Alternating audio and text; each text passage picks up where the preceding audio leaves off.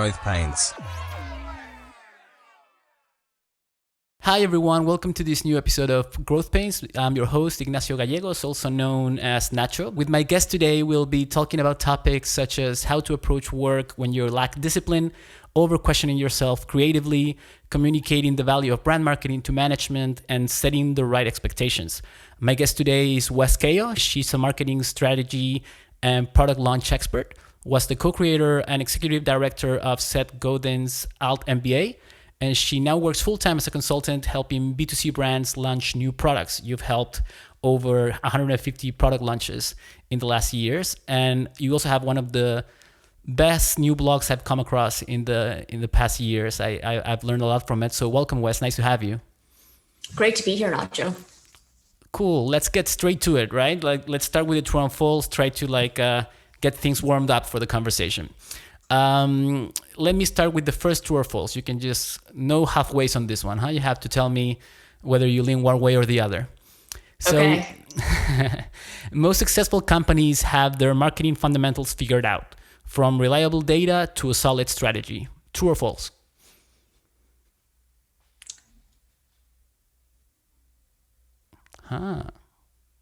Ooh, I have to say one or the other. I'll say yes. You think so? Yeah. So most of the companies what I think the key there is successful, right? Like when I say successful or so on, but the companies that reach out to you to work together or whatnot, is this what you see, or you also see a lot of hot messes going around? I think having your fundamentals down doesn't mean that you are not also a hot mess. So I think those coexist at the same. It's not mutually exclusive. Okay. So I think to be successful, you have to have some of your fundamentals in a good place. Your value prop has to make sense for your customer. They have to value your solution. They have to value their problem enough to want to pay for a solution. So all those fundamentals, that's what I consider fundamentals. And then in terms of other things being a hot mess, of course, data that's not clean, attribution. I've never encountered a company that had really clean attribution with tracking, did this person come from social, or do they come from this blog post, or do they come from word of mouth? It's really hard to track attribution in a really clean way, but directionally, you're going in the right direction. So I think there's a difference between hard science versus directional. And if you have your fundamentals right, you're probably going in the right general direction. All right. Good answer. Okay, next one. Companies tend to listen more to consultants than their own people. True or false? I would say true if you are a company that likes hiring consultants. There are some companies that don't, and they like working with in-house people, full-time people only. But if you are the kind of company that values a consultant, then the reason that you're bringing them on in the first place is wanting an external perspective, wanting a fresh pair of eyes. And a lot of times the consultant can say hard truths to you that are harder to hear from your own employees. Yeah. Yeah. I mean, at the end of the day, the consultancy is like a third party that can break discussions, right? Because at the end of the day, it's like me giving my opinion with another person, and you don't find like common grounds, then somebody else can come in with another point of view and kind of break those discussions. And I think in that way, a lot of companies use consultants in a similar way, right? It's not that they lack the talent in-house. For sure. Consultants also bring deniability, which is huge, because if something doesn't work, it's nice for senior leadership to be able to say, well, McKinsey told us to do this, or this marketing consultant told us to do that. It's not our fault. We couldn't have known better. They were the most expert in this field. So that deniability piece is also something that companies get when they work with consultants. Cool. Super interesting. Okay. About 80% of the marketing content that you can find out there, it's useless recipes of what somebody else has done before. Is this true or false? True. Okay. I thought you were gonna go false on that one. I thought you were gonna be well, it depends, right? Like it's in a way. I know I really value your content, for example, but I think the same way. I also think it's true, right? But I find, when you put a large percentage on that notion, I find that a lot of people are like, maybe not 80%, right? Maybe like a little bit. I I would go even a little higher, right? From my own perception. How do you feel about it? I agree. Yeah, I think that most of the content that you find online is very basic. It's more geared towards beginners for most topics than for more intermediate or advanced.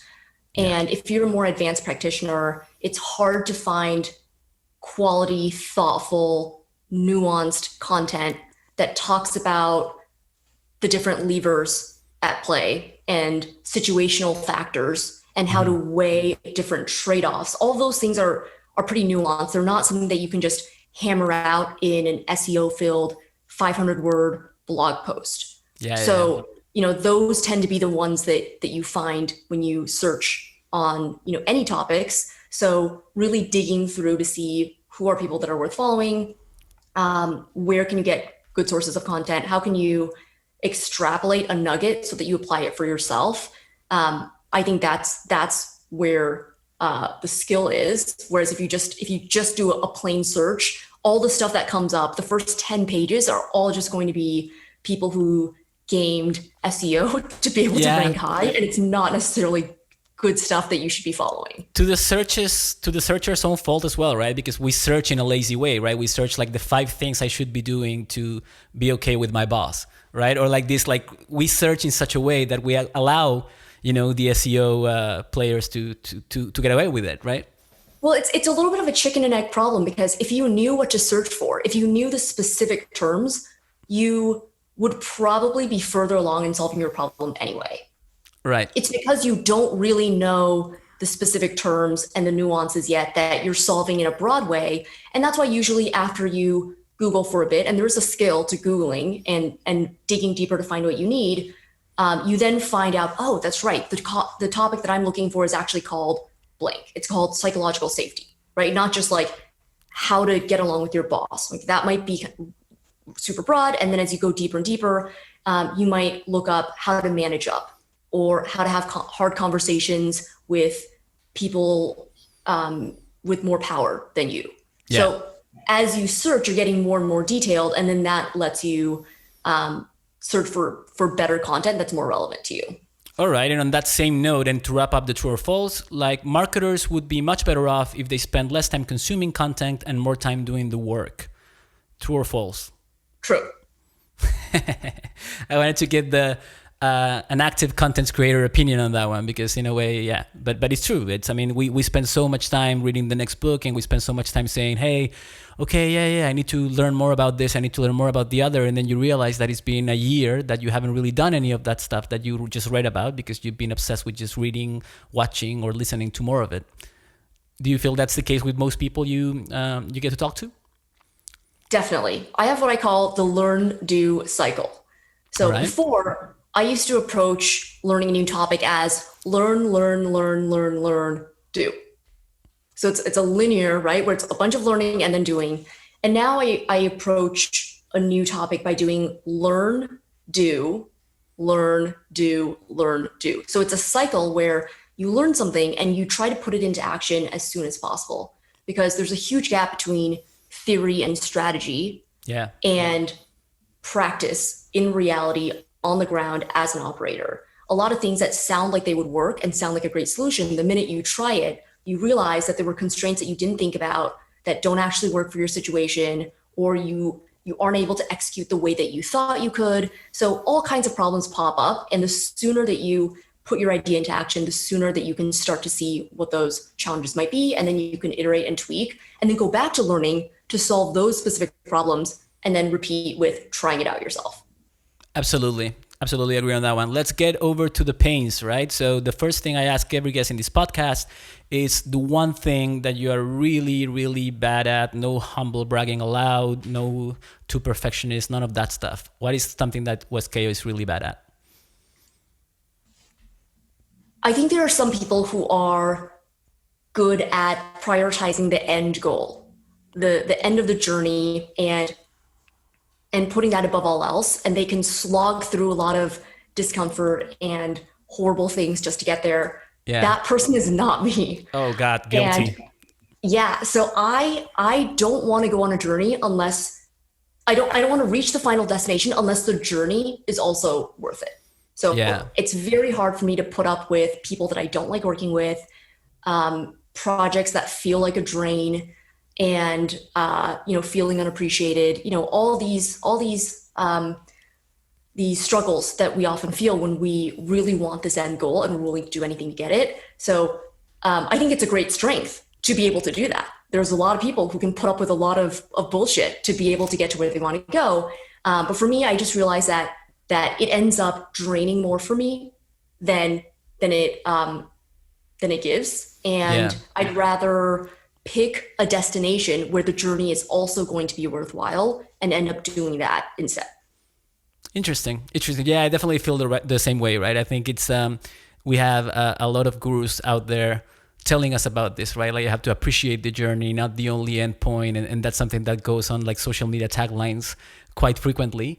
But the truth of the matter is that most people, when they see some sort of some golden pot at the end of the rainbow, will just put up with a lot to get to there, right? And I agree with you. I also struggle with that one. I think it's a really interesting one. So we also discussed a little bit over email some of your other pains, right? And one of the ones that really caught my eye was lacking discipline. I think we're bombarded these days, right, by content about habits that we should have to be successful, from Bill Gates reading a bazillion books per minute, and how to wake up at 4 a.m. and taking cold showers, meditating, and going for a 5K jog before you get anything done.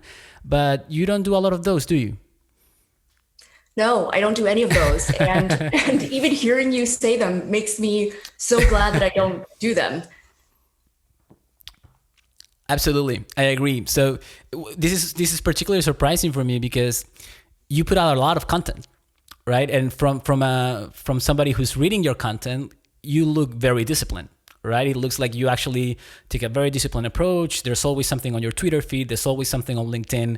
You're always splitting whatever you put in your blog into smaller snippets, right? It seems really disciplined from outside, right? So what's the explanation for this? Why do you still see yourself as like non-disciplined? Yeah, I hope that my story can be an example for everyone who doesn't wake up at 4 a.m., doesn't drink a green smoothie, doesn't spend, every morning working on their side project. So I don't consider myself particularly disciplined. And I don't necessarily have habits that I do every single day. I think those are really popular in advice culture right now, that you have to have these great habits. For me, I tend to have work spurts of inspiration and times when I go into deep work to churn out a lot of productive work.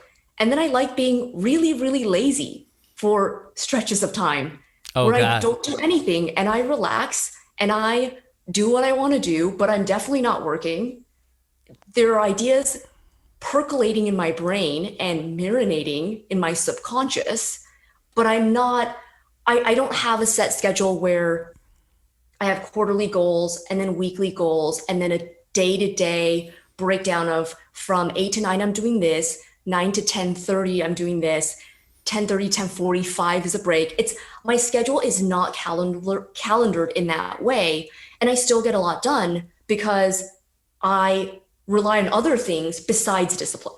So I think that's the biggest key here, is that it's not, what are you bad at? Okay, it's just that. It's the real skill is, how do you design a life and a career where you can be bad at the things that you're bad at, but still be decently successful and achieve the goals that you want to achieve. So I know that I'm not disciplined. I know that I don't work on a regular schedule that is rewarded by, and praised by society. I'm also a night owl, so I work super weird hours. So I know that is a constraint. And then I think a lot about, how do I design a life and career where those things don't matter and I can still get things done. Okay, so, and how's the guilt level though? Because one of the things that happens, like I also really, really enjoy that lazy time, right? Like I really just enjoy like I'm being binge watching Seinfeld through this entire pandemic, like there's like it's gonna end or something. But there's quite some guilt there as well. Like I'm on my late 30s, right? So I've gotten used to like dealing with my own things a bit more, but there's still a little bit of like, I could be doing something more productive, right? And if you happen to be at that lazy time and you pick up your phone and just open Twitter and you check out how somebody's like, hey, here I am, like just hustling or whatever. And you're like, oh man, and I'm just watching Seinfeld doing nothing. What's your guilt level? How do you cope with that? Is it non-existent, or you just, it's there, but you've learned to deal with it? A couple of years ago, I made a New Year's resolution to worry less and to stop blaming myself so much. I'm definitely with you in terms of being, in terms of self-flagellation. Yeah. Really beating myself up for things that I feel like I should be doing, things I could be doing more of, things I could have done differently. So I think this goes hand in hand with being self-reflective. I find that people who are self-reflective, it's usually a strength, but if you take any strength too far on the other side, then it also becomes a weakness. And part of me being self-reflective is that I do tend to overanalyze or blame myself or feel a lot of guilt and shame about what I should be doing, what I could have done differently. So I made a conscious decision that my New Year's resolution for the entire year was to just reduce that, like not do it completely, because I don't know if that's possible given certain personality types, but to turn the volume down consciously. And that's been great. Okay. So when I'm relaxing, when I'm binging Netflix or doing something else, when I'm taking a walk, I consciously try not to think about what else I could be doing, because I know that a sprint is coming up where I am about to go into a couple hours of deep work where I might produce 5 times more than someone who's just casually working the entire day. So acknowledging that my working style is different. You can work 8 hours pretty evenly, or you can work 2 to 3 hours in really intense spurts and relax the rest of the hours. So I tend to be the latter, and it doesn't always look like, that split, but it usually is something where if I'm relaxing, I know that there's a work sprint coming up. Yeah. So I don't feel guilty about relaxing, knowing that I'm soon about to go into one of those sprints. Okay, what's interesting is you also describe yourself as like a natural sharer, right? So you're unlikely to go like Gary Vee mode and streaming from the airport that you're about to go in your next meeting, kind of like random thoughts kind of thing. So what's your system to overcome this? Because you put out stuff really frequently, right? And what captivates me the most is this. It's always good stuff, right? Like you manage to. There's not a lot of those like useless tweets in there. There's not a lot of like that thing that's like, yeah, I could have lived without this one, right? Like most of it, it's somehow insightful. So how somebody that's not prone to sharing, which I can definitely count myself in that bucket, finds, that courage, let's say, or like at least the energy to like go through that? This is definitely something that I have thought a lot about and finally came up with a system for. So I'm really excited to share this with anyone who's listening who is also a non-sharer. Taking a step back though, with why sharing is important in today's culture. The internet rewards people who share readily. So sharing your process, sharing your progress, sharing your ideas, your insights, your assertions, your predictions. The internet rewards people who share this because that's how we all get to know who you are as a person and your thought process, how you think, how you prioritize, how you make decisions. So it became a very real concern for me that, if I'm not a natural sharer, how are people going to understand my thought process and my assertions and these ideas that I find very valuable that I think other people should know? Mm-hmm. So I did some deeper digging into, well, what about the process of sharing causes stress and anxiety for me? And if anyone has ever sent a MailChimp email, when you hit publish, there's the famous sweaty finger where it's like this quivering finger shaking and about to hit publish. And that pretty much sums up what I feel when I have to hit publish on a newsletter, on a tweet, on a LinkedIn post.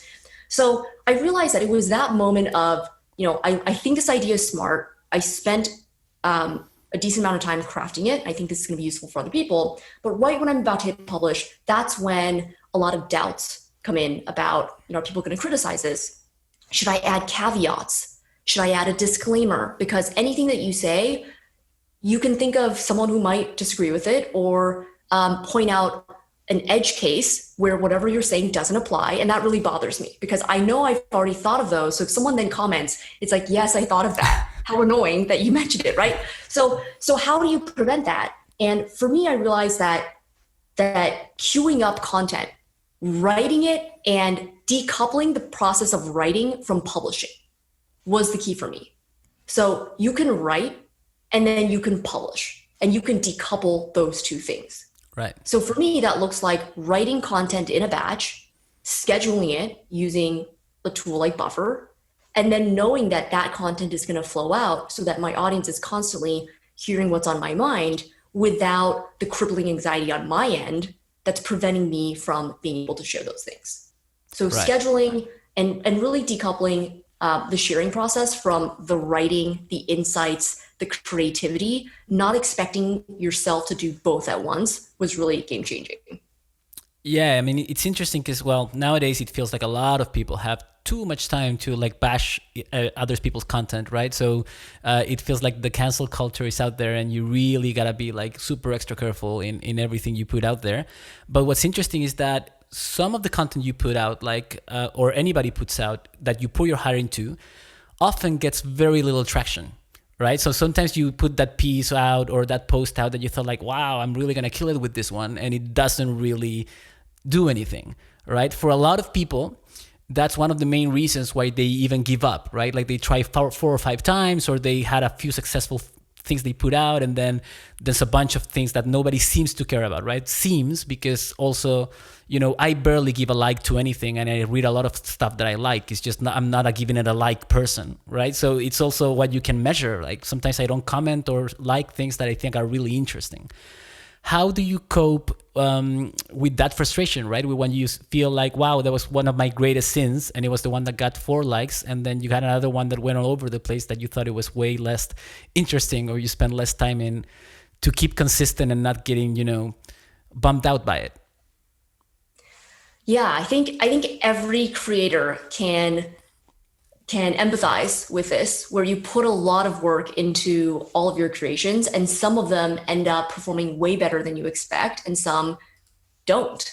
And it's really tough because in times like that, I know intellectually that there are all kinds of reasons why audiences might like or share or react to something more than something else. Yeah. And a lot of times that has nothing to do with the quality of the insight of what it is that you're doing.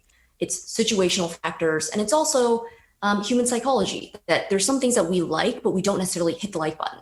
I've noticed that with myself too, that there's some things that I save in my swipe file, or I save, you know, within Facebook, but I don't necessarily share it, don't necessarily like it. So as a creator, I know all those things because as a consumer, I behave in those ways myself, but it's still hard to internalize that and understand it from an emotional level.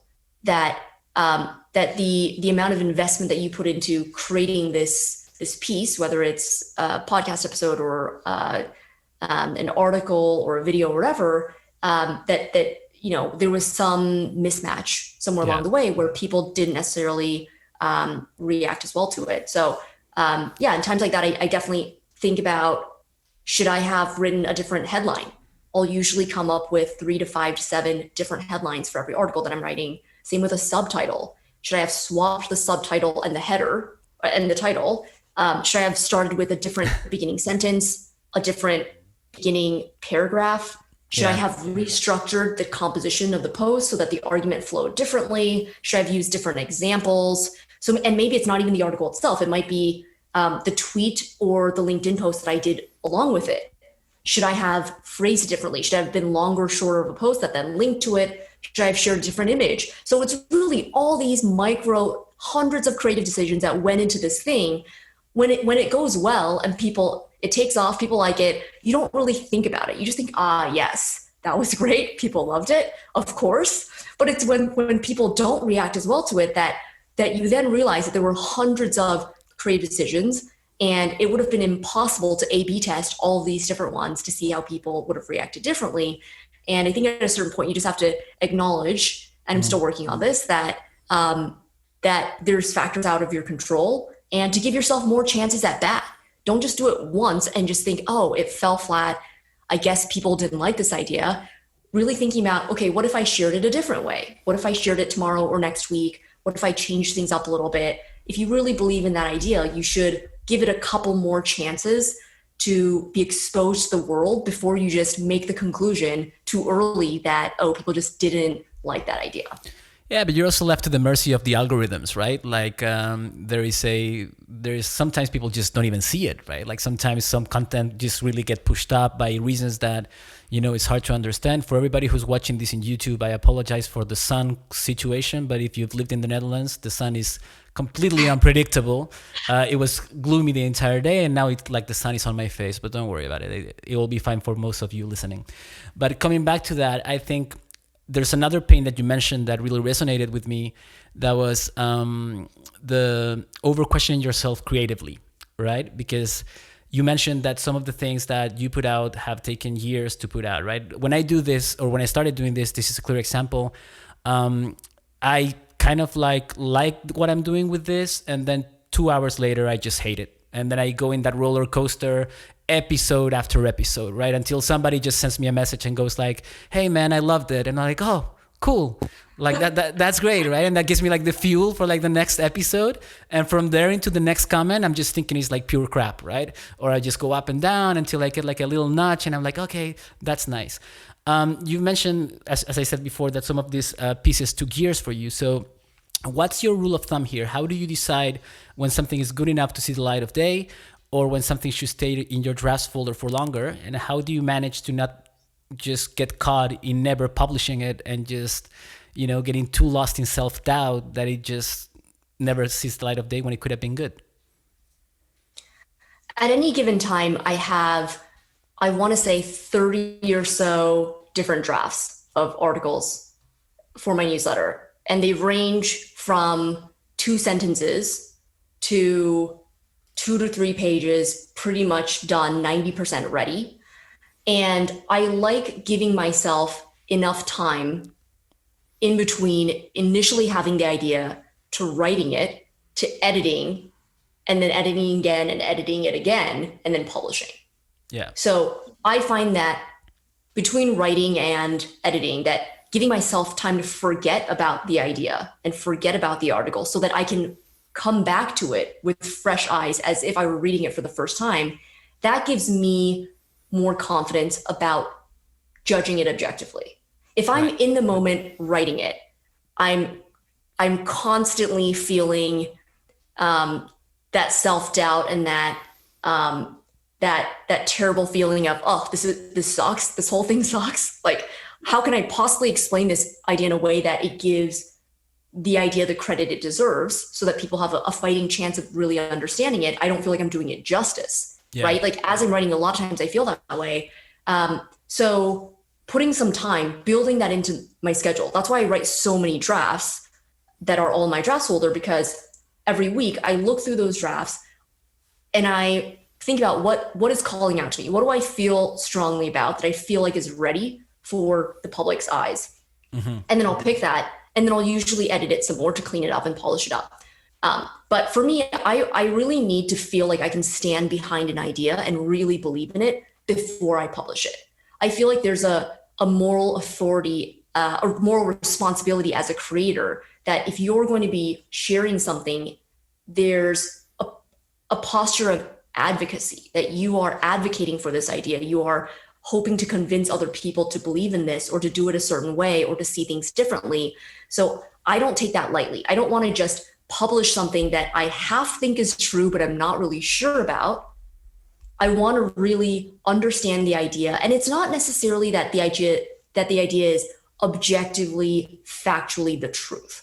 That's not what I'm saying. What I mean is that it's something that I personally believe in and believe will improve people's lives if they do it a certain way. So I need to have that conviction before I publish. And so a lot of times I'll have an idea that I think is interesting and I'll type it into a Twitter draft. Yeah. And then I'll save it as a draft because I want to think about it more to really believe if it's true. So the brand versus performance marketing spectrum, that's a great example of this. So the brand versus performance marketing spectrum is the idea that that brand marketing prioritizes long-term brand equity. Yeah. Whereas performance marketing prioritizes short-term conversions and sales. And there's usually a trade-off. If you're prioritizing brand, you might not see return on investment as soon. And if you're prioritizing performance, your ads might be a little bit spammier because you just want people to click and buy and convert immediately. So this idea is something that I've thought about for years from my time in-house, struggling with this personally, and then working with clients and seeing this dynamic and this tension between brand and performance play out with different clients, seeing how some clients were very much on the performance side, and then other clients were so far on the opposite side with prioritizing brand. And the types of conversations that we would have internally were so different.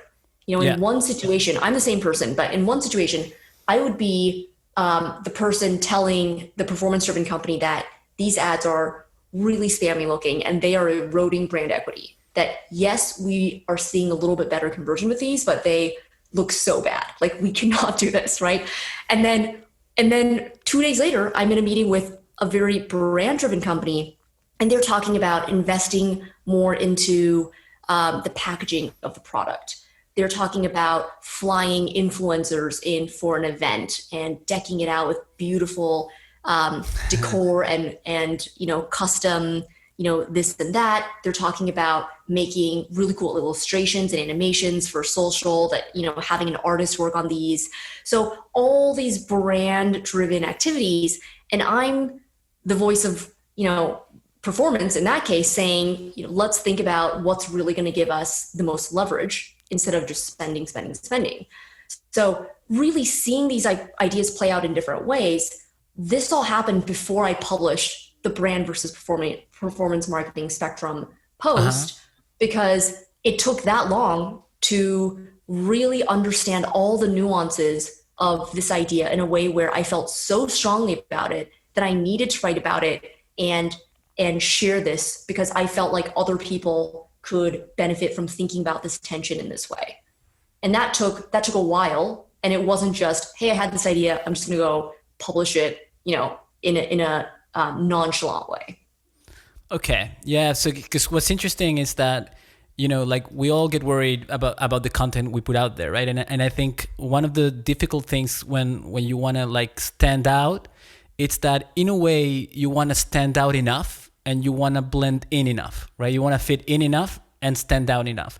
You talk about in your blog about what you call spiky points of views, which I think is a really interesting concept, essentially having strong opinions about things where most people feel differently, or a large portion of people feel differently, and really standing up for them. And how do you manage that balance, right? Between not being the person that's fighting every day on Twitter with everybody just to be a contrarian, and you're actually putting out some interesting points out there, but you're also fitting in where you feel comfortable and standing out where you feel comfortable. Because one of the worst ways of making content is trying to fit in too much. You go into that sea of sameness where nobody will ever see you, right? So how do you find that balance, or do you feel like you have found that balance even?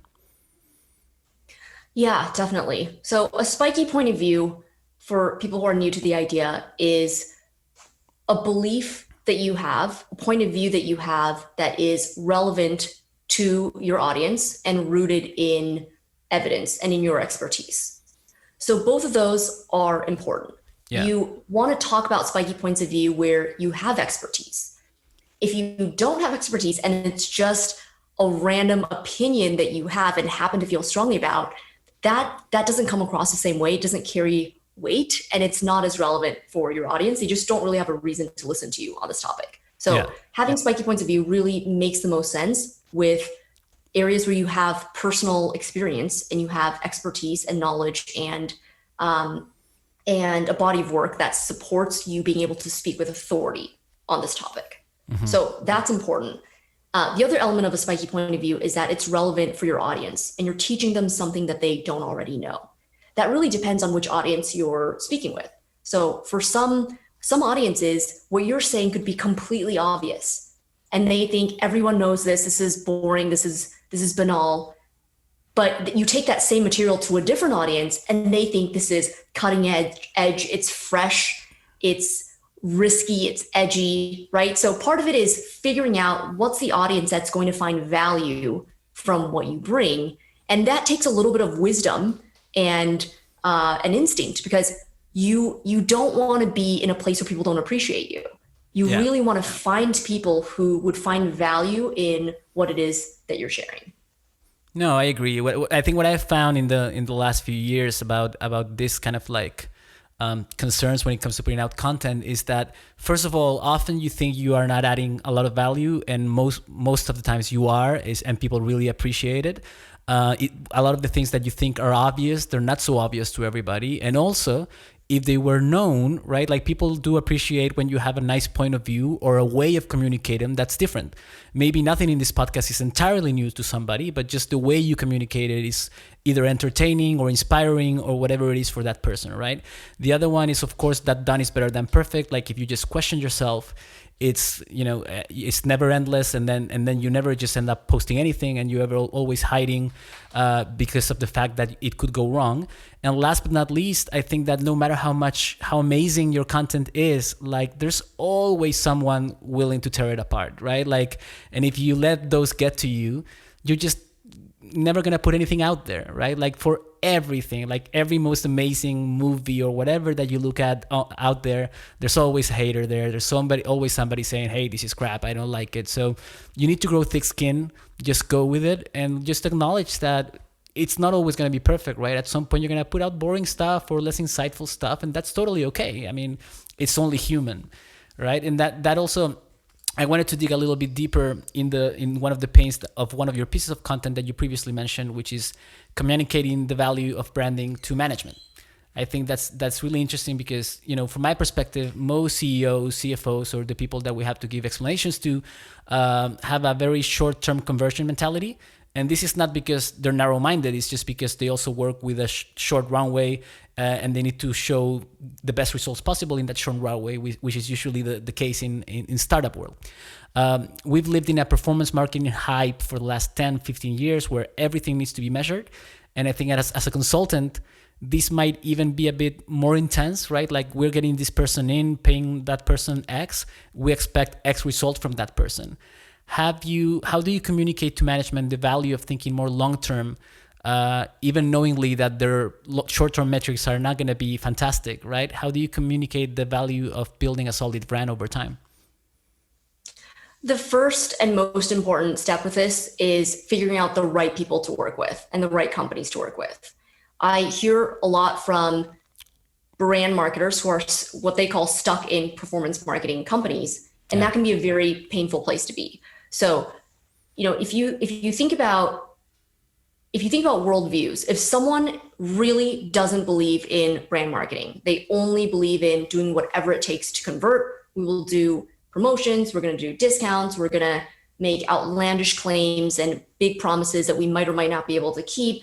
So if someone believes in that, it's very hard to get them to do a 180, to turn away from those things and walk away from those things that do bring in revenue to this other brand marketing world where the promise doesn't seem that great. You're not saying you can bring more revenue faster. You're saying that somewhere down the line, one day, the return on investment might happen. It's hard to get people to turn 180 to go from super performance driven to super brand driven. So the most important step is to filter upfront, is to think about and understand the leadership team and the company's overarching stance on how they value topics and functions that are less measurable, that are less quantitatively measurable. So it's not just brand marketing that falls in this, it's also design. Mm-hmm. It's also customer experience. But you bring a really important point there. Yeah, because you mentioned measurability, right? And I think in brand marketing, that's one of the biggest challenges, right? Because you have to learn to pay attention to the smaller signals that tell you that something is catching on, right? That tell you that somebody's enjoying something. So something as small as a small group of people saying, hey, guys should keep doing this. This is really cool. We love it. And when you take that over to a meeting and it's like, well, how many people said that? Well, a handful. right? But I take it as a good sign. And they'll be like, yeah, but performance marketing, you can show X amount of conversions and volume and all these kind of things that the business needs, right? And then you're telling me that we spent X amount of money in creating this podcast and 5 people wrote to you after that they loved it, right? And there's so many things that show that people liked it that get untracked, right? So many, because it's always a few people that will go through the actual trouble of writing to you and say, hey, we loved it. That doesn't mean that many of the other hundreds of people that listened to it loved it as well. They just didn't go in their emails and reach out to you, and you have no way of measuring that they loved it. Sure, and this is also one to wrap up, like people would say, yeah, but just look at for how long they listened, right? And the behavior and the way people listen to things, people will listen 10 minutes one evening, then another little bit while they're driving, then another little bit there.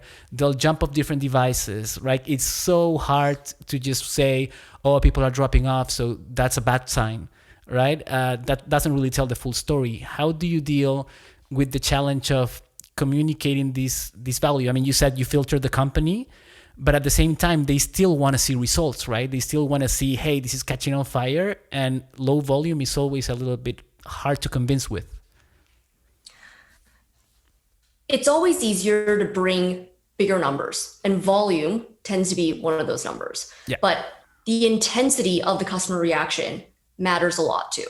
So customers' eyes lighting up, and how much they would miss you if you were gone, how intensely they feel about this product, how zealous they are about telling their friends and word of mouth, and how mad they would be if you took it away from them. These are all things that you can't really measure and don't get captured in most metrics. So, going back to what I was saying earlier with filtering up front, this is why it's so important to find people and leaders and companies who do value brand marketing. I actually don't ever work with people who are short-sighted and only value performance. Mm-hmm. So I in my earlier years, I would talk until I was blue in the face, trying to convince people who didn't see the value of great design, of great branding, of storytelling, of a great customer experience.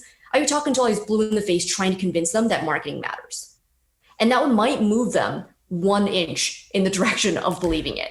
But here's the thing, the world is a really big place. And if these people don't want to think that marketing matters, or if they don't want to value design or customer experience or whatever else, that's fine by me. They can keep doing what they do. And eventually they're going to reach a cap with purely optimizing for performance. And then they're going to come around. That usually happens. There are companies that I talk to who are squarely performance driven, and they come to me because they think, hey, we've reached a bit of a cap, and we read your brand versus performance spectrum article and realized that we could benefit from doing some things that are a little bit longer term. So I don't think that you should ever spend energy trying to convince people of something that they really don't believe. Yeah. Instead, you should work with people that already believe the value. Even then, there's still an uphill battle, right? Even then, you still do have to convince them of the worthiness of doing any particular activity, even within brand marketing. Because within brand marketing, there's still so much you can do. Do we spend our dollars on sponsoring a podcast? Do we work with influencers? Do we invest more in that packaging? Do we send gifts to our customers, right? Do we hire more TAs or coaches for our course? There's an even more white glove student experience that warrants this higher price point, right? There's all kinds of things that you can do from a brand marketing bucket that you still need to make a business case for why this versus that. So you're still making that argument. So, even then, you need to make the business case for it, but that business case is much more effective when you have common vocabulary and common values around, should we be doing this at all? Once you agree, yes, we should do brand, then it's okay, well, what do we do and why? And then building that business case. Yeah, what's interesting is that also when people turn their minds around, right, when you've capped yours and you're paying the most expensive CPC because you've tried to do everything in paid advertising that you can and your CPC is off the roof, usually you've done that by damaging your brand a bit as well, right? By just interrupting people and being in their faces and being everywhere they go and just spamming them with display advertising in every website they visit and things like this. And it's not an easy turnaround, right? Like the other thing that I wanted to mention is that there seems to be this growing buzz about, like it was growth marketing a couple of years back. Now it's all about revenue, right? And we see these RevOps teams popping, and we see vendors telling us that marketing should be way more attributable to direct revenue, right? And you should be able to say, hey, this is how much revenue marketing is bringing in. But we know that the reality of the behavior of a consumer, right? Maybe in like low commitment B2C is different, but when you're spending a little bit more in a product or in B2B, has so many touch points, right? They are for sure at some point influenced by the marketing of the company, by why the branding looks, by what the tone of voice is, whatever it is, right? But at some point you reach out to different teams, you talk to sales, you talk to customer support. In the case of B2C, there's so many B2B, there's so many different touch points, right? And then everybody's obsessed about, okay, but who gets the glory for this deal, right? Or who gets the glory for this purchase? Is like when you advise companies, have had to face like recently more or not at all the question of like, so how much money is Wes bringing in, right? Because you do a lot of things that influence beyond what is trackable, right? And at the same time, a lot of the things that you might do as a consultant are very hard to directly attribute to you, right? Is this something that you even promise? Is this something that you even discuss? Or is this something that people know exactly what you're coming in for? It's not even a question. Yeah, that's a great question. People know exactly what I'm coming in for, and setting expectations up front is very important. You really want to set expectations as early as possible and every step of the way, so there's no confusion as to who's responsible for what and why. I think that there's some functions that tend to be more performance driven and more measurable. So if you're doing lead gen, for example, the number of leads that you're bringing in, if you're doing audience growth, where were we this week versus next week, this month versus next month, those are pretty measurable things, and they're usually tactical and a bit more mechanical, and you can measure them. So that makes sense if you can measure that, right? There are other areas where it's a bit more ambiguous by nature because you're building something from scratch. So when you ask a founder who's building a new product, what is the value of pricing your product in this way or designing this pricing structure? How many people have you converted because you went with this pricing structure versus another one?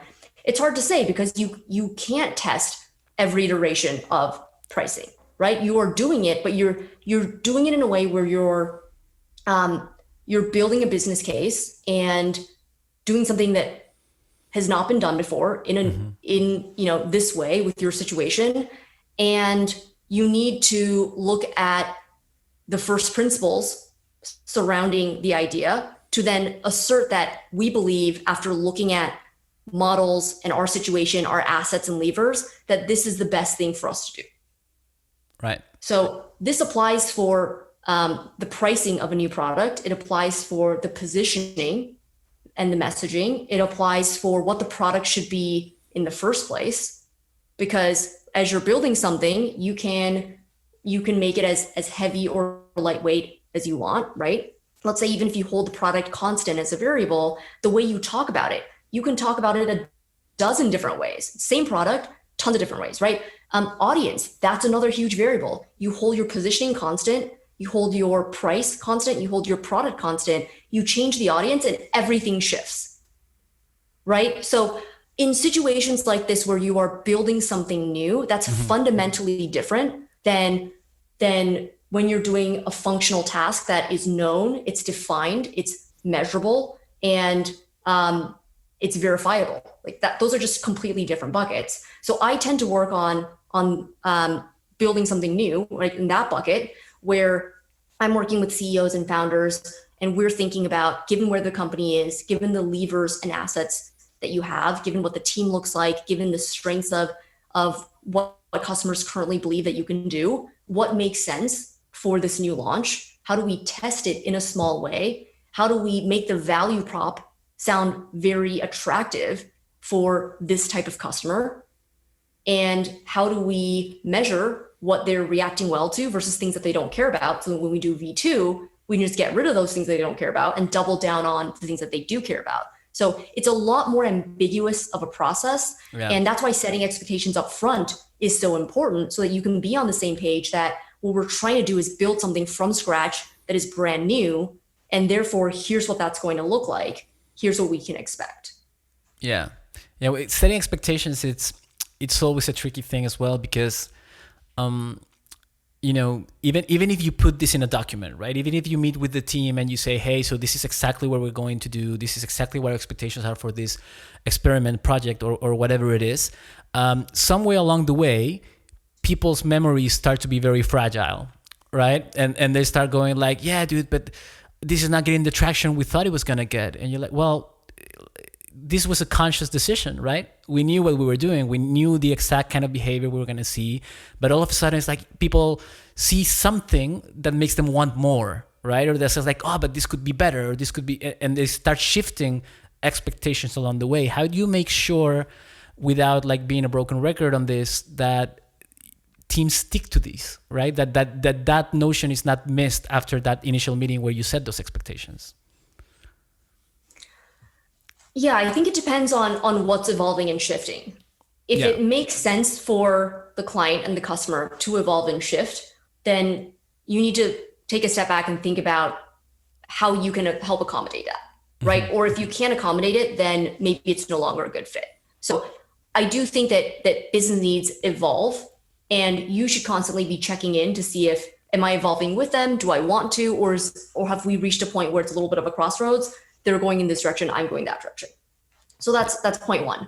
The second point is that actively framing your ideas is something that you should be doing every single step of the way with every interaction that you have with the customer or client. So I don't send a single email sending over something that I've done without framing it in the way that I need them to see, why are we doing this? Here's where we left off the last time we talked about it. Here's why it's important, and here's why we agreed that we wanted to do this. Yeah. And then I send the link to the Google Doc with whatever the thing is, or a deck, or my ideas, or whatever. I never ever just send over thoughts or a link or whatever without that couching, without the preface, because that context shapes how people interact with whatever thing it is that you are presenting to them. So embracing that it's your responsibility to constantly frame and constantly give that context to remind people, here's where we left off. Here's what we said here's why we said we wanted to do this. And this is me giving it to you because you asked me to do this, right? Not just sending it over and assuming people are going to find value in whatever you just did. Because if you imagine where that person is coming from, they probably just finished a full day of back-to-back meetings, had no context, they're switching gears, right? They're task switching, and you just sent them this thing. If they receive it, they're just going to think, what is this? This looks bad or wrong in all kinds of ways. They're going to jump straight into giving you micromanaging feedback. So if you give them that context up front, you can even share, here's the feedback that I'm looking for. I highly recommend that, right? If you're not looking for feedback, then mention that too. You can even say, this is a first draft, not looking for line edits. I'm looking for high level structural feedback on the core idea. Let's get on the same page about the core idea, and then I'll flesh out what the rest of this thing really looks like. But notice how I'm actively saying, here's what I'm looking for. I'm giving this to you. I'm not just throwing it over the wall, but I'm giving it to you with clearer expectations on what I want you to do with it. And that actually makes that person's life easier because they receive it and they now know what to do with it. They don't have to imagine for themselves what they should do with this thing. Yeah, I mean, if you look at your content, I think one of the super interesting commonalities that it has is a lot of it is related to communication skills, right? A lot of it is related on how to say things, when to say them, the channel on which to say them, and so on. I feel this is such a big issue today, especially with the Slack generation of companies, right? Where you just get random brain farts on every channel, in every direction, and then you're supposed to say something. So, hey, check this out. What do you think? And this what do you think is like you have to read this entire blog post that will take you an hour, think about it for a minute, and then tell me what do you think. It's not something that you'll be like, I think it's cool, right? It would actually take you so much. And so many people drop the ball on this. So I would really, really advise for everybody who struggles with communication, I am definitely one of them. I tend to overtalk, as you could probably see from this podcast. And I could probably say things in way fewer words than I say them, but I tend to go around the bushes. So that's something I'm working on. But it's been great to have you here, Wes. I think right now you're going to have another commitment next. So I would like to move into the share resources section. Do you have anything that you would like to share with the audience besides some of your stuff that I will also mention at the end? Yeah, there's a great book that I love called On the Art of Writing Copy by an author named Herschell Gordon Lewis. Okay. And it's more of a intense, rigorous textbook than it is just a book that you flip through, but it's definitely worth getting and reading and using as a reference guide. I think there's so much that falls apart between the strategy and the actual execution. And a lot of that is the way that you express the idea and position it and allow the other person to receive it and feel your intent. So copywriting, I think, is an underrated skill set for all of us as leaders, whether you're a marketer or a CEO or a founder. And that's one of my favorite books on copywriting. Super cool. I'm one of those marketers that at some point got obsessed with technology in marketing, right? And like measuring everything and algorithms and blah, blah, blah. And such a fundamental skill as copywriting, it's making a massive comeback. You see all marketers talking about it because it just makes such a big difference. So that's a really interesting one. I haven't read it, but I'm definitely going to give it a check and share the link with the people in watching this in YouTube. Anything else you would like to add to those resources that comes to mind? I'll send you a couple links. All right, cool. I want to also mention, I usually share books as well, but in this episode in particular, I wanted to actually share your own content because I kind of thought you were not gonna do a shameless plug, so I'm gonna do it for you.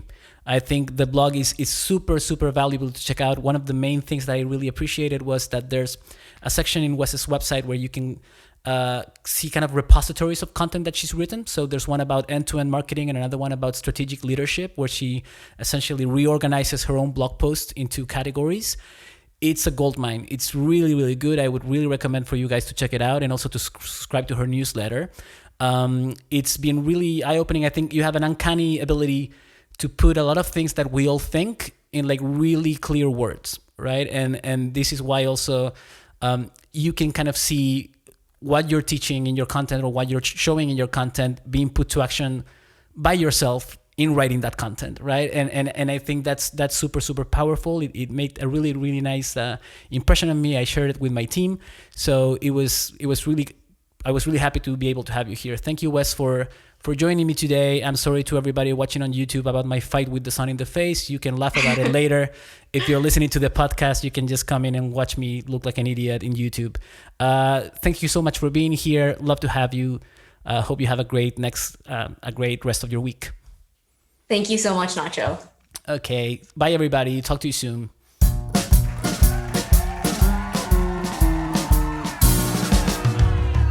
Growth Pains.